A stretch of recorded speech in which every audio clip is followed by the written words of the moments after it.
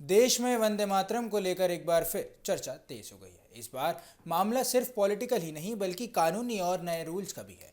सरकार ने वंदे मातरम को लेकर कुछ नए नियम तय किए हैं और इसे कानूनी सुरक्षा भी दी गई है। दरअसल जुलाई 2026 में कानून में बदलाव के बाद वंदे मातरम के सम्मान को लेकर नियम पहले से ज़्यादा सख्त किए गए हैं। अब अगर कोई व्यक्ति जानबूझकर वंदे मातरम के माफ कीजिएगा वंदे मातरम के गायन को या गायन में रुकावट डालता है या किसी कार्यक्रम में इस गाने को रोकता है या रोकने की कोशिश भी करता है तो उसके खिलाफ कानूनी कार्रवाई हो सकती है।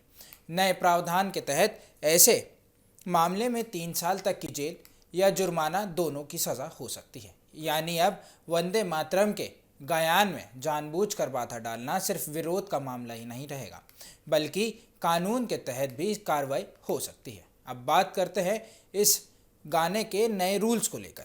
सरकार की तरफ से वंदे मातरम के पूरे वर्जन को लेकर भी नया नियम तय किए गए हैं और इस पूरे रूप में 6 अंतरे बताए गए हैं। अब इसके पूरा गाने में करीब 3 मिनट और 10 सेकंड का समय लगता है।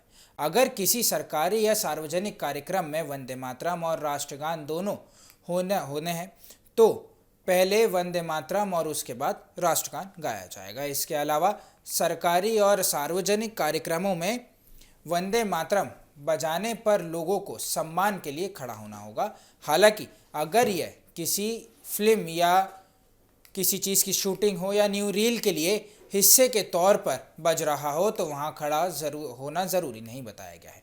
वहीं दूसरी तरफ सवाल ये भी उठ रहा है कि देशभक्ति और नागरिकों की व्यक्तिगत आज़ादी के बीच संतुलन कैसे बनाया जाए। यानी अब वंदे मातरम सिर्फ एक देशभक्ति गीत ही नहीं रहा बल्कि कानूनी, राजनीति और नागरिक अधिकारों से जुड़ा एक बड़ा मुद्दा भी बन गया है।